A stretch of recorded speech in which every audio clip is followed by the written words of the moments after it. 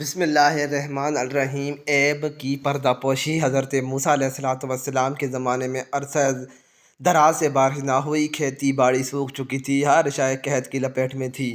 لوگ حضرت موسیٰ علیہ السلام کی خدمت میں حاضر ہو کر عرض کرنے لگے کہ آپ علیہ السلام اللہ پاک سے دعا کریں تاکہ بارش برسے، ورنہ تمام لوگ بھوک سے مر جائیں گے۔ اے اللہ کے نبی، بارش نہ ہونے کی وجہ سے لوگوں کا برا حال ہے، بچے بوڑھے عورتیں سب ہی بھوک سے نڈال ہیں، آپ اللہ پاک سے دعا کیجیے۔ حضرت موسیٰ علیہ السلام تقریباً 70,000 افراد کو لے کر صحرا کی طرف نکل گئے۔ انہوں نے جتنی بھی دعائیں کہی تھیں وہ اللہ پاک کی بارگاہ میں کر دیں۔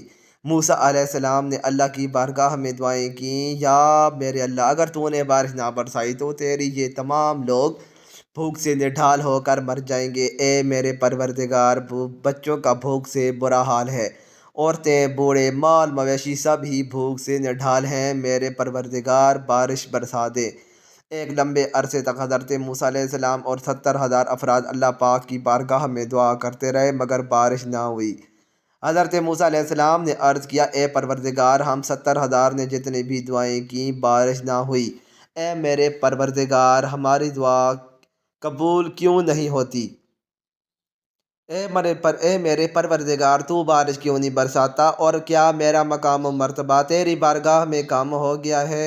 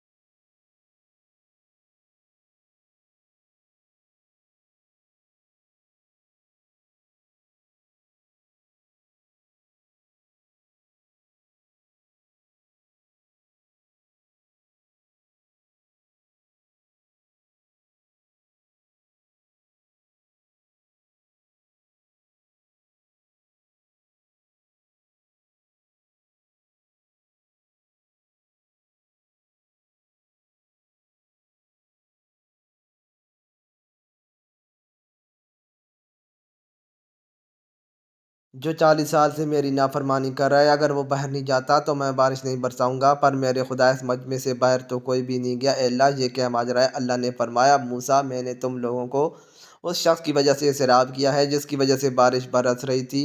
اے موسیٰ، اس کی سچی توبہ نے، اس کے دل کی آہ نے میرے فارش کو ہلا دیا۔ موسیٰ، جس کی وجہ سے بارش نہیں برسا رہا تھا، آج بارش اسی کی وجہ سے برسا دی ہے۔ اے موسیٰ، میں نے اس خطا کار کو معاف فرما دیا ہے، میں نے اس کے گزشتہ سارے گناہوں کو معاف فرما دیا ہے۔ حضرت موسیٰ علیہ السلام نے عرض کیا، اے پروردگار مجھے اس کے بارے میں بتا دے تاکہ اس کی زیارت کر سکوں۔ حضرت موسیٰ علیہ السلام نے عرض کیا، اللہ نے فرمایا میں نے اسے اس وقت رسوا و ذلیل نہیں کیا تھا جب وہ گناہ پر گناہ کرتا رہا۔